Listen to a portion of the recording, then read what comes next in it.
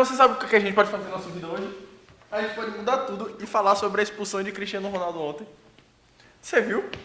Esse é o esporte, o Momento Esporte, né? Momento Esporte já, fiquem ligados na rádio. Oi gente, tá começando mais um Papo Claquete. E aproveitando que nós estamos no mês de setembro, que é o Setembro Amarelo, nós vamos falar sobre filmes que falam um pouco mais sobre a depressão e suicídio.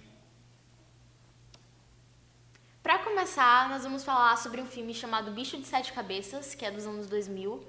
E é um filme brasileiro com Rodrigo Santoro, que é um filme sobre luta antimanicomial. É uma história verdadeira sobre um homem que na década de 70 ele foi internado pelos pais porque ele era usuário de drogas. Então os pais internaram ele num manicômio e isso fez com que ele fosse entrando em depressão, apesar de que ele não tinha depressão antes disso.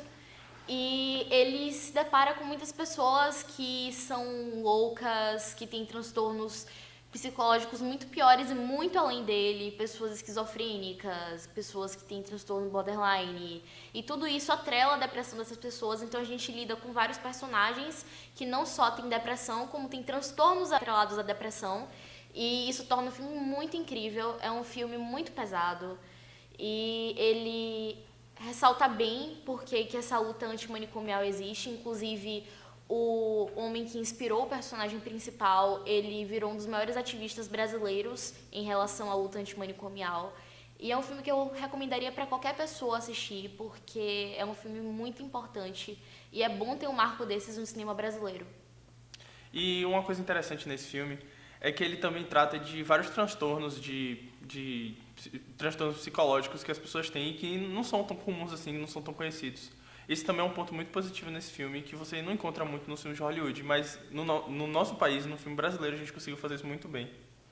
E a relação dele com os pais também é uma coisa muito importante, porque a gente mostra que existe uma estrutura familiar que é onde a pessoa começa a ser afetada por essa depressão e que, por causa de uma coisa mínima, ele não chegava a ser um viciado, ele não usava nenhum tipo de droga que fosse muito explicitamente viciante, Sim. digamos assim, e mesmo assim os pais foram radicais o suficiente para colocar ele no manicômio. Então, Que na maioria das vezes eram remédios, né? eles dão remédios para ele, e lá rola muita droga dentro do manicômio. Então ele acaba ficando O que acaba louco, piorando a situação dele. piora o quadro, ele entra em um quadro depressivo, ele comete uma tentativa de suicídio. Assistam esse filme, vale muito a pena.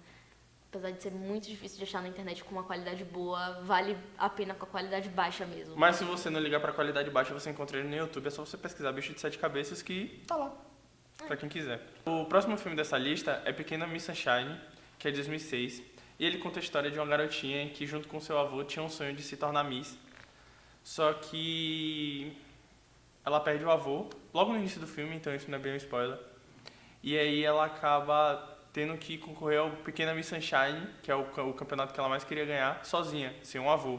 Só que aí a família toda dela se mobiliza para ir com ela. E durante essa viagem, eles desenvolvem um pouco mais da história do tio e do irmão dela, que são duas pessoas que têm quadros de depressão e problemas psicológicos. O tio dele sofre muito por ser gay. Ele até já tentou suicídio e o filme desenvolve um pouco mais sobre isso. Eu não vou contar muito para não estragar a experiência. E o irmão dela, ele passa por um quadro depressivo e ele para de falar. Ele meio que faz uma greve assim, não vou mais falar, uma greve de fala, sabe? Sim, ele escreve no bloquinho tudo que ele quer falar com as pessoas como resposta. E não é porque ele é mudo, apesar de que durante quase o filme inteiro ele passa sem falar. Mas chega um momento que é quando ele faz um escândalo, que é quando ele entra em uma depressão ainda mais profunda, que é o momento em que ele descobre que ele não vai poder ser piloto porque ele é daltônico. E isso arrasa ele de uma maneira, porque esse era o único sonho dele e o maior sonho. E isso é destruído pra ele, é uma esperança morta, e aí você vê ele entrando em um quadro depressivo e o tio, que já tem depressão, ajuda ele, e os dois tem uns diálogos bem interessantes do meio pro final do filme, é bem legal. E apesar do filme assim, ser um filme de comédia, um filme fofinho, engraçadinho, ele toca muito bem nesses assuntos de uma forma que, diferente do primeiro filme, Bicho de Sete Cabeças, não é tão pesado, é uma coisa mais mais leve, você compreende melhor, assim, porque você não sente aquela carga pesada, sabe? Então vale muito a pena assistir esse filme, porque ele é muito legal e ele tem... E o tio dela é interpretado por Steve Carell, que é um ótimo ator, que provavelmente vocês conhecem da série The Office. O próximo filme da lista é o filme de um dos diretores mais polêmicos da atualidade, Lars von Trier. Ele costuma fazer filmes muito viscerais, então a galera sai, tipo, vomitando das sessões de cinema. Tem gente que passa mal, tem gente que desmaia. Ele vai lançar um filme agora que tá sendo bem polêmico. E esse filme faz parte de uma trilogia, que é a trilogia da depressão, inclusive, que eu acho que é Melancolia, Ninfomaníaca e Anticristo, não sei a ordem exata. Mas em Melancolia, que é o filme que a gente vai falar agora, ele retrata o quadro de depressão melancólica, que é uma depressão onde a pessoa fica em um estado tão caquético que ela não consegue mais fazer absolutamente nada. O papel principal é interpretado pela Kirsten Dunst e ela representa muito bem, começa num casamento dela e ela já começa a entrar em depressão no meio do casamento. O que deixa entender o filme é que ela já tinha depressão antes e que ela só tá atenuando a partir dessa relação dela. Então, chega um momento que ela não consegue mais tomar banho sozinha, do tipo a irmã dela, que é interpretada pela Charlotte Gainsbourg, que é muito boa. Tem que carregar ela até a banheira para ela conseguir tomar banho, porque ela não consegue mais se mexer, não consegue mais fazer nada. Ela não consegue comer, ela não consegue ser feliz, ela não consegue se mover. Então ela entra em um estado de depressão que incapacita ela de fazer qualquer tipo de coisa. Eu acho esse filme muito importante de estar nessa lista, porque ele mostra que a depressão, ela não é só lágrimas, ela não é só tristeza, ela é dor, ela é incapacitante, ela é uma doença que afeta o físico. Ela fica fisicamente muito doente e eu acho que as pessoas não percebem que a depressão pode levar a efeitos físicos muito sérios. É isso, as pessoas geralmente não levam a sério. Eu acho que depressão é só... Ah, você tá sendo mimada, ah, você tá botando pressão demais.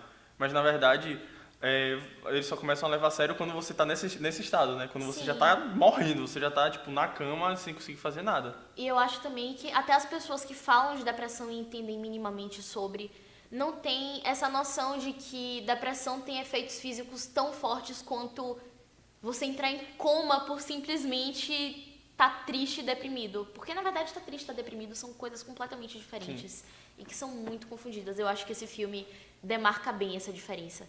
E eles usam no filme uma metáfora, porque tem um planeta chamado Melancolia que está se aproximando da Terra.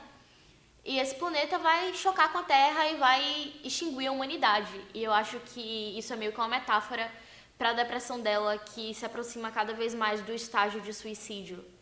Então eu acho que a maneira como ele retrata isso, a maneira como ele usa no geral os filmes dele, utilizando ciência, tecnologia, é incrível.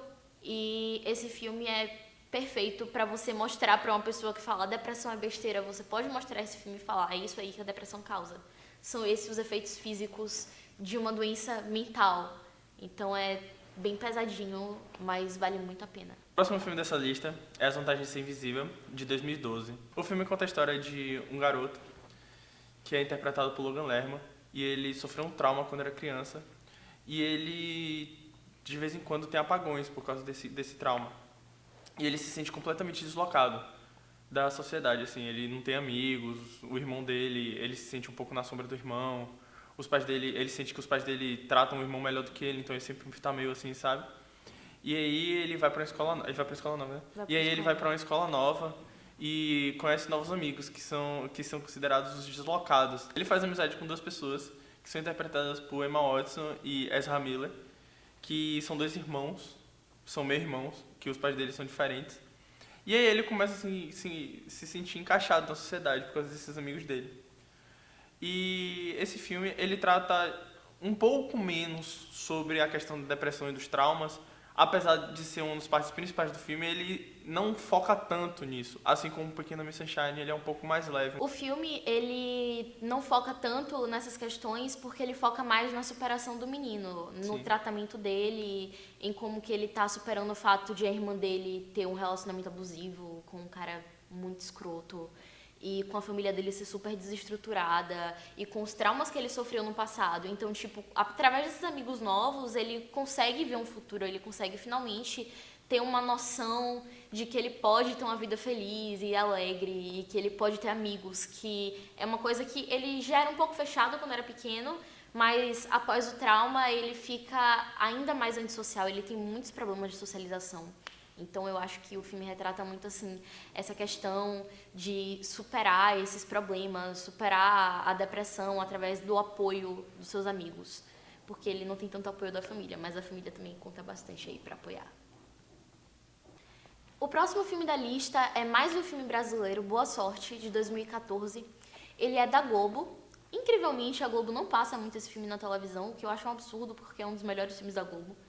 É um filme sobre um garoto depressivo, que ele era viciado em remédio para ansiedade, ele misturava o remédio com umas paradas tipo Fanta. E ele foi internado em uma clínica de reabilitação, e aí lá ele fica mais dopado ainda.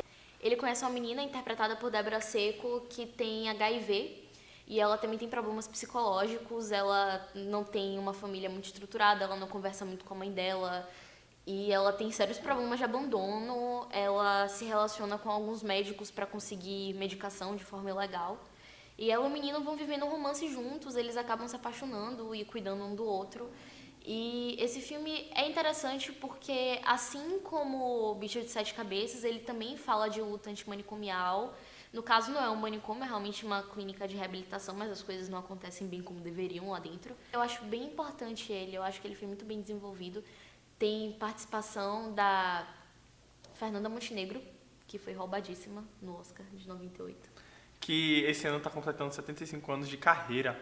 Pois é. E uma coisa que é interessante é que nessa lista, se vocês pararem para perceber, a maioria dos filmes, o quadro de depressão se desenvolve pela desestrutura familiar.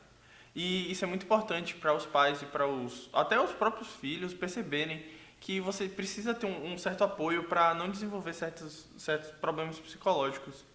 Gente, eu preciso fazer uma menção honrosa para Ion, que foi um filme que eu vi recentemente e tá nos cinemas. E é um filme brasileiro. Tá, e tem muito filme brasileiro nessa lista, porque o Brasil tá aí arrasando, entendeu? Esse filme fala sobre um garoto chamado Vinícius, que se identificava como Ion artisticamente. Ele escreveu 23 músicas antes de se suicidar e ele deixou as músicas completas para formarem um álbum. Essas músicas falam sobre a depressão dele e sobre o quadro depressivo dele. Ele se suicidou em 2006, em Porto Alegre, por causa de um fórum online que ele conhecia pessoas que tinham depressão como ele. Essas pessoas indicavam umas às outras métodos eficazes de cometer suicídio e coisas que não tinham funcionado para elas, mas que podiam funcionar para outra pessoa. E elas também iam testando quem ia se matando e ia funcionando. E ele acabou cometendo suicídio e ficando muito famoso por causa desse fórum. É um filme que vai mostrando como a depressão dele atinge ele através da arte.